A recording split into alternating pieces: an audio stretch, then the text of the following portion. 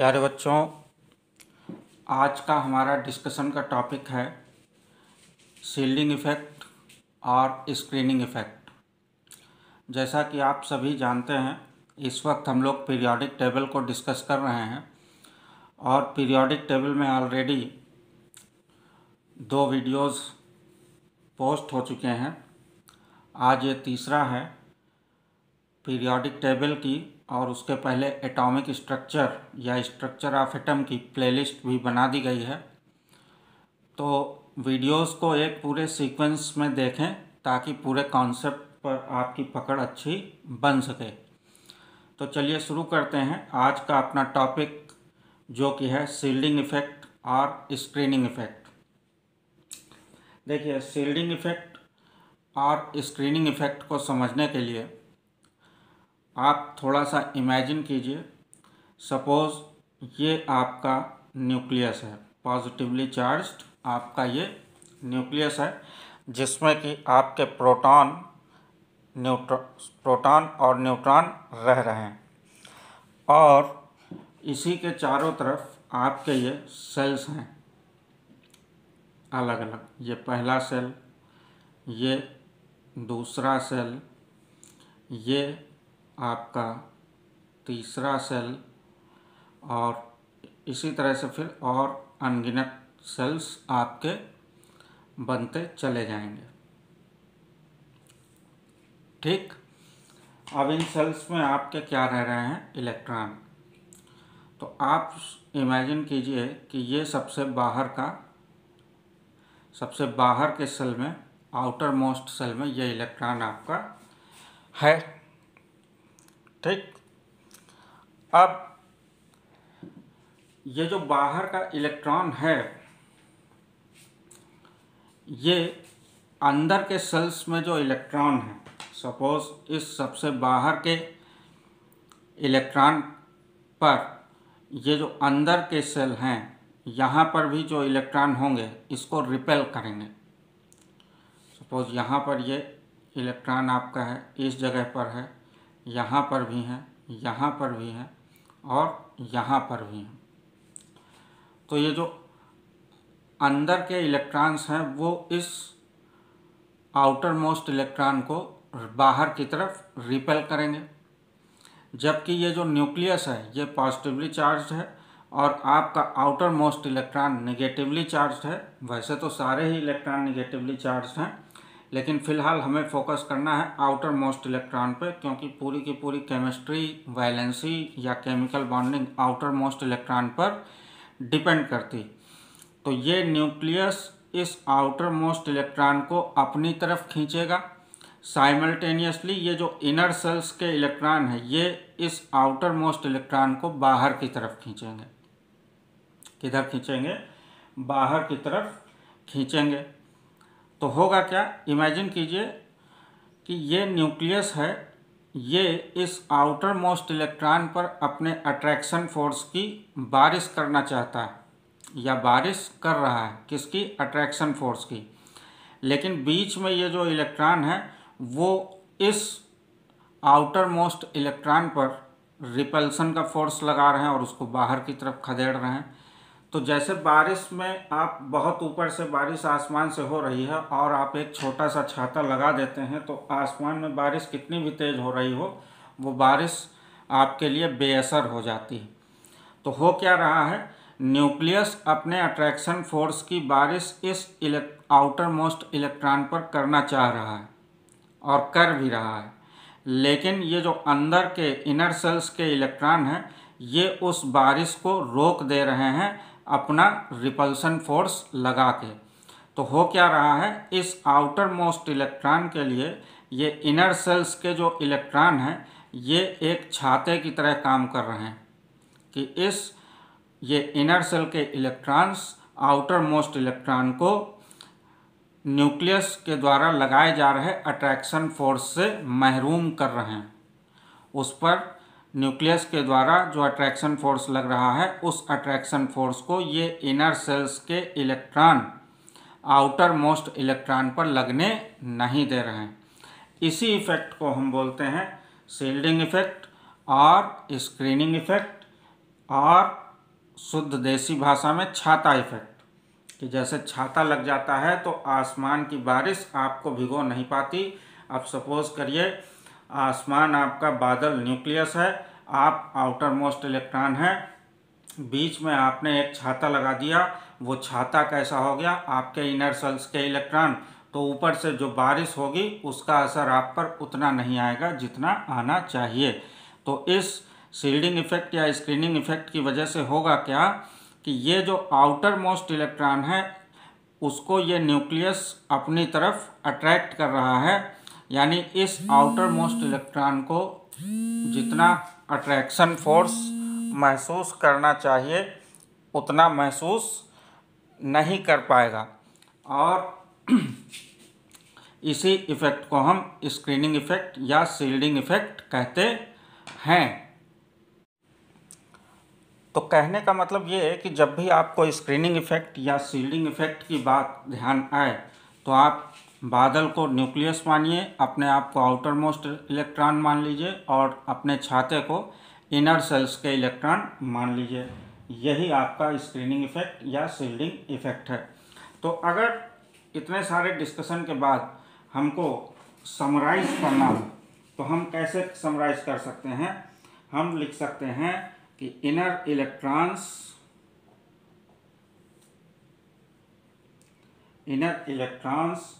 act as shield between nucleus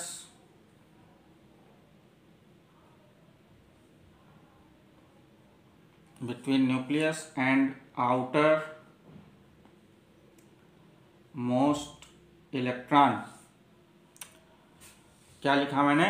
inner electron act as a shield between nucleus and outermost electron. अब इसी चीज को हम shielding effect कहते हैं। अब ये जो इनर इलेक्ट्रॉन होते हैं इन्होंने क्या बना दिया? इन्होंने बना दिया shielding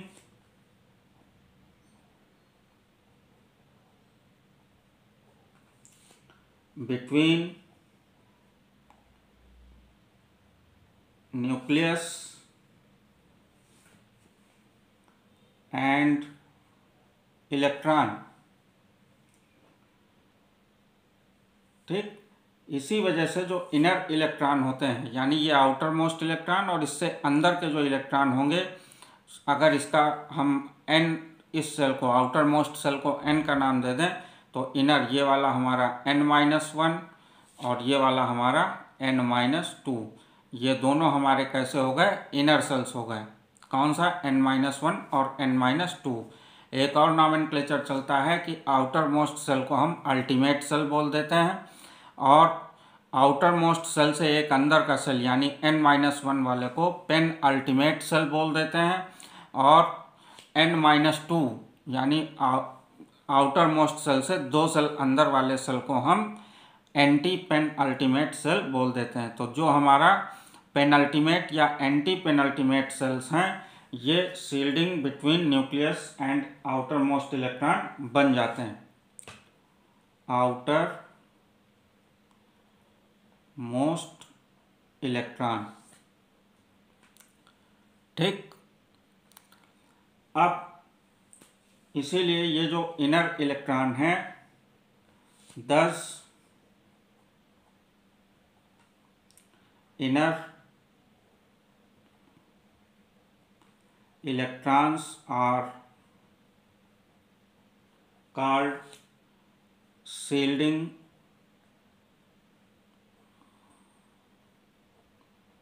electrons and this effect is known as shielding effect।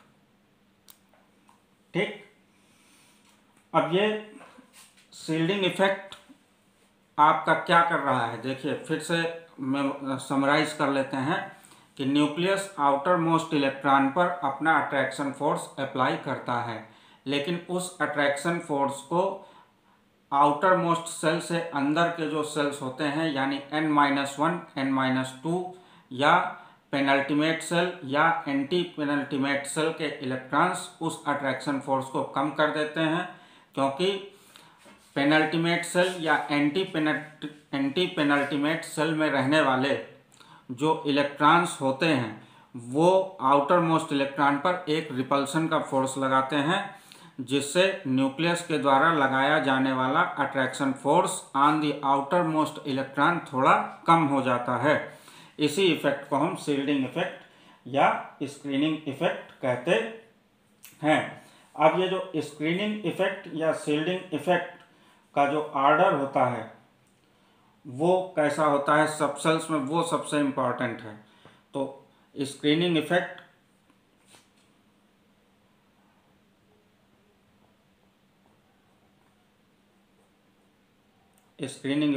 And subcells.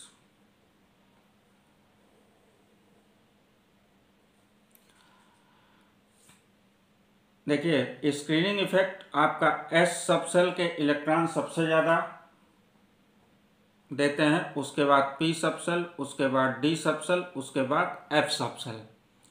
ये ऑर्डर मोस्ट इम्पॉर्टेंट है, इसको नोट कर लीजिए कि स्क्रीनिंग इफेक्ट का ऑर्डर डिफरेंट सबसेल्स में क्या रहता है।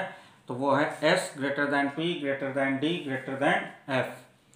नेक्स्ट पॉइंट जो इस स्क्रीनिंग इफेक्ट में आता है वो आपका है variation in periodic table. Variation in periodic table. Periodic table में ये जो स्क्रीनिंग इफेक्ट है वो आपका पीरियड्स में, over the period, along a period, जब आप आगे बढ़ेंगे फ्रॉम लेफ्ट टू राइट तो ये बढ़ता है और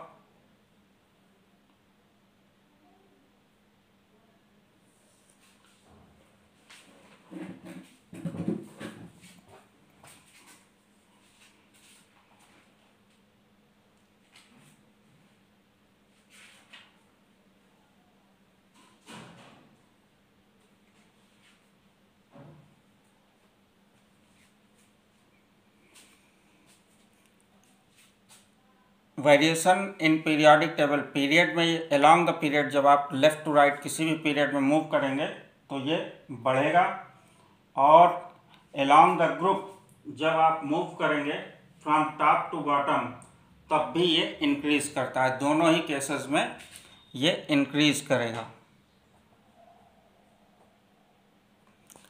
तो ग्रुप्स में भी बढ़ना है इसको और पीरियड्स में भी बढ़ना है इसको।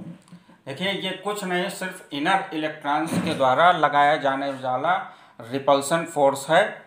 ये जो इनर इलेक्ट्रॉन्स हैं ये आउटर मोस्ट इलेक्ट्रॉन पर एक रिपल्सन फोर्स लगाते हैं, जिसकी वजह से न्यूक्लियस जो अट्रैक्शन फोर्स लगाता है आउटर मोस्ट इलेक्ट्रॉन पर वो कुछ कम हो जाता है।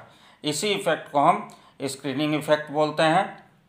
सबसे ज़्यादा ये सबसेल्स पर डिपेंड करता है, S greater than P greater than D greater than F, और जो पीरियोडिक टेबल में इनका वेरिएशन है वो सेम है कि अलोंग द पीरियड जब आप मूव करते हैं तो ये स्क्रीनिंग इफेक्ट आपका बढ़ता है, और एक ग्रुप में जब आप टॉप टू बॉटम आते हैं तब भी ये बढ़ता है। ठीक, तो नोट कर लीजिए या स्क्रीनशॉट ले लीजिए, जिसमें भी आपको सुविधा हो वो चीज़ कर लीजिए। और ये बहुत छोटा सा टॉपिक है, यहीं पर ख़त्म होता है। इसके बाद नेक्स्ट टॉपिक हम लोग इफ़ेक्टिव न्यूक्लियर चार्ज का लेंगे, और उसके बाद आपकी फॉर्मल जितनी भी पीरियोडिक प्रॉपर्टीज़ हैं वो उनकी शुरुआत हो जाएगी। आपके सिलेबस में एटॉमिक साइज़ या atomic radius, ionization energy, electron affinity, electronegativity, ये सब चीज़ें हैं पीरियोडिक प्रॉपर्टीज़ में। लेकिन उन पीरियोडिक प्रॉपर्टीज़ को समझने के लिए ये shielding effect, screening effect, penetration effect और इफेक्टिव न्यूक्लियर चार्ज का समझ में आना ज़रूरी होता है। होपफुली स्क्रीनिंग इफेक्ट के कॉन्सेप्ट को आप समझ पाए होंगे, और अगर आपको वीडियो अच्छा लगा है तो इसको लाइक करें, सब्सक्राइब करें और अपने सभी दोस्तों के साथ इसको शेयर करें। Thank you very much.